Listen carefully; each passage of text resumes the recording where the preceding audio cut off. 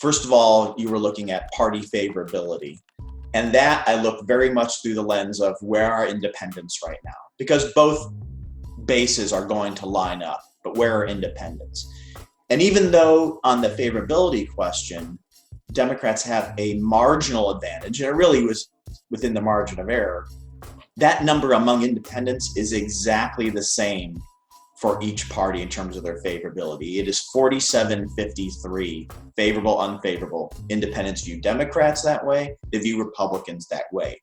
And so even though there's a slight advantage and there's a little bit of base intensity on the Democratic side, the independents are in the same exact place with each party. And that means when we're looking at the persuadable voters going into a presidential year, both parties are on equal footing with those key persuadable voters. Independents are pretty evenly split when it comes to looking at institutions and parties as a whole. But I think what really matters is how they feel about people themselves, namely how they respond to the president, how they feel about Democratic nominees or potential nominees. And again, what they're looking for right now, especially in this really turbulent, unprecedented climate, is who's going to focus on the issues they care about. And that's the handling of the COVID pandemic. And that's jobs right now at a time when American jobs are going away in record numbers. To add to the health crisis and disaster, of course, is the unfolding economic crisis and disaster. We had learned weekly unemployment claims in the previous week were 3.3 million, a stunning, unprecedented number. We just got the numbers in today. 6.6 million new unemployment filers.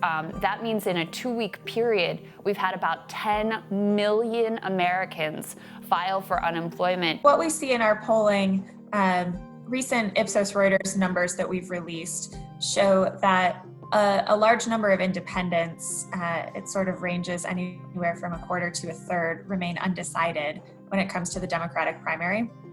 And even more say that they're maybe not planning to vote in the primary. So we see that Joe Biden has a slight edge, but again, there's still a number of independent votes up for grabs here. But I think what a more important takeaway is looking at the issues that independents care about.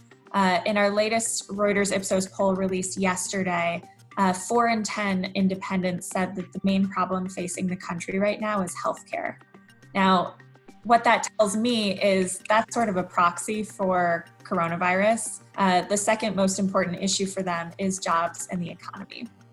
So again, I think looking at the issues that they care about and how leaders are trying to tackle those in the face of a global pandemic is going to be the most critical point to understand how independents are going to vote leading up to November. One final question for you, because as you've been seeing, our healthcare system seems to be crumbling underneath this crisis. There is not enough.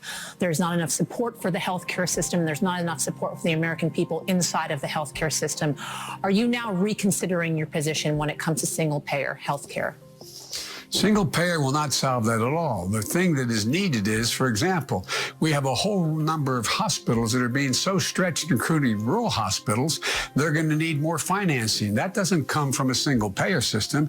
That comes from the federal government stepping up and dealing with the concerns that they have.